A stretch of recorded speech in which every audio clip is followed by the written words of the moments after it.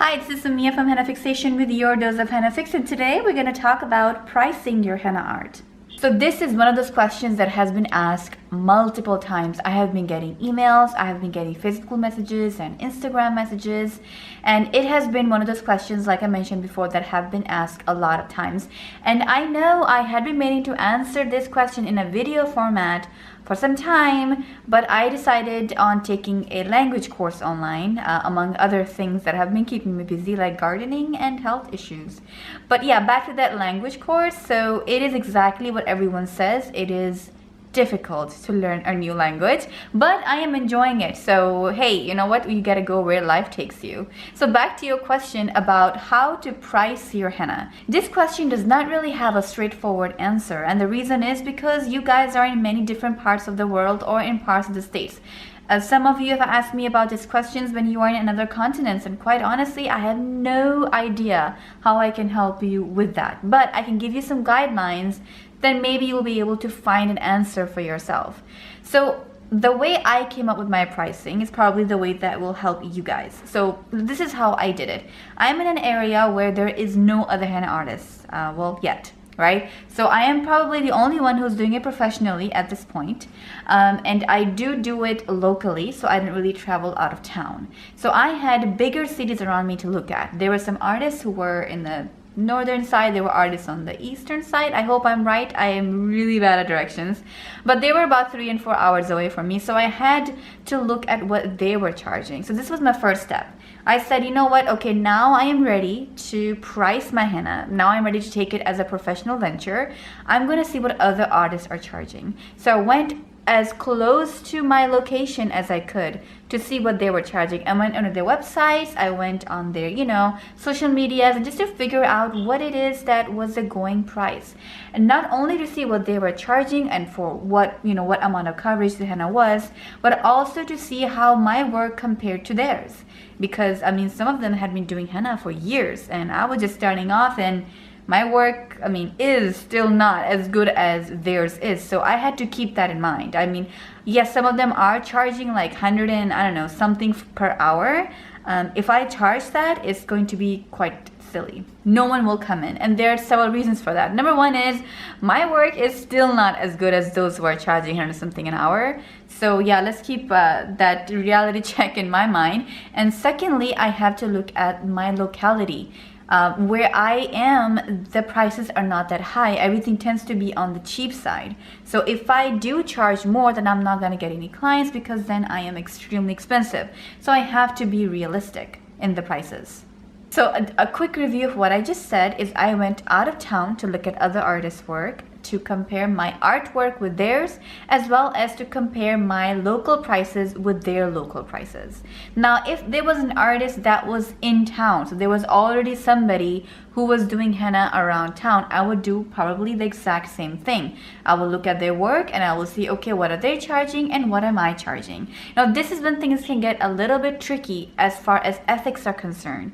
You don't want to be the one who is undercutting the other artists, right? So you don't want to be undercharging them, and so people are like, oh look, their work is cheaper, I'm gonna go to them. You don't want to do that. It's just not right. It's not ethical. And I believe that in some one way or another, if this is your intention, that you're wanting to undercut the artist, then it's going to come back to you.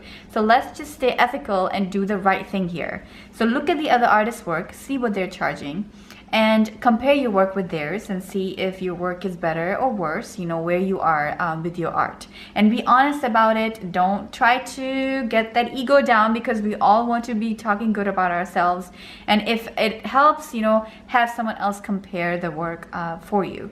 So once you have an idea of where your work stands, the second step I would do is actually approach them, because I would love to have a relationship with them rather than to do my own thing on the side completely. It is very good to have a relationship with another artist who's doing the same thing as you are, so you guys can collaborate and work together and figure, all of the basics out. And in that way, you can also let them know, hey, you know what, I am charging this at this point because I feel that my work is not as good as yours, and I don't mean to undercut your work, I don't mean to undercharge you, but this is what I'm charging currently, and you guys can come up with an understanding.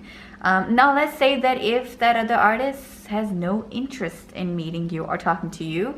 I know there are some kind of people out there who are very private and who like to keep everything to themselves, and to each his own. I'm not gonna talk bad about anything, but if you are in a situation where the other artist is kind of closed, they don't want to share a lot of conversations with you, they feel a little bit protected to their work, then you do the best you can.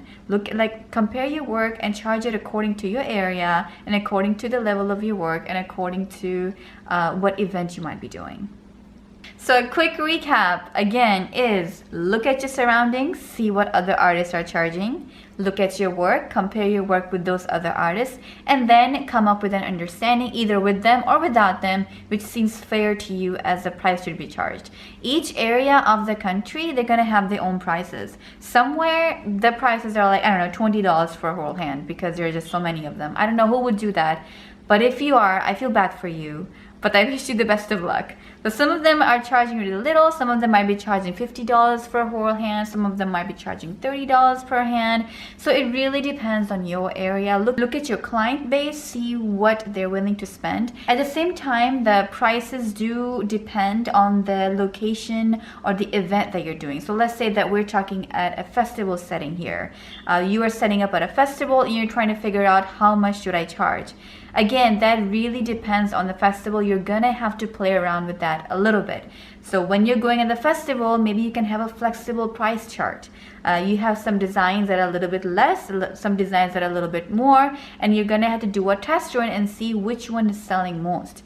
It took me about a year until I had done all the festivals that I wanted to do to see, okay, where I can charge more and where I can charge less. There were some places where I was charging less. I did not ever charge more, which is a good thing because then nobody wants to buy your work, right? So there were some that I was charging less, and I played around with that area. In about 2 years, I was learning that I was actually making 50% less than I would have been making if I was pricing myself properly. So yeah, there was a little bit of work to do as far as figuring out which one was the best, we know what to charge. But again, that works on your event. If you're looking at other places or other vendors in the event and they're charging, I don't know, $5 for an item, maybe that's something that you need to consider. Maybe you don't want to be advertising a $40 design when maybe at that event you should be advertising more of the $15 and $20 designs. So you have to do a little bit of a research, you have to make some mistakes, but in that way you will figure out what works for you. Again, like I mentioned, I can't give you a perfect chart or a perfect formula in order for you to price your stuff, because henna is pretty relative to the area, it's relative to the artist, it's relative to what the artist is willing to do with it. So yes, figure out where you land in this spectrum and then play around a little bit until you figure out what makes you feel comfortable, what makes you feel respected, and what makes you feel love the art. Because there are some times where I have done a lot of work for an amount that just did not feel right to me. It felt like I was undercutting myself actually, and I did not feel good after that. I didn't enjoy the work and I wasn't happy with it. So yeah, you're going to have to adjust a little bit, but hopefully by listening to what I've said earlier, you would have already made an informed decision and the adjustment will be quite small. So it will not be a costly adjustment for you. Well, I hope this helps. I know this was a little bit of a lengthy answer, but it is a bit of a heavy question. I hope this helped you a lot, and until next time, henna on.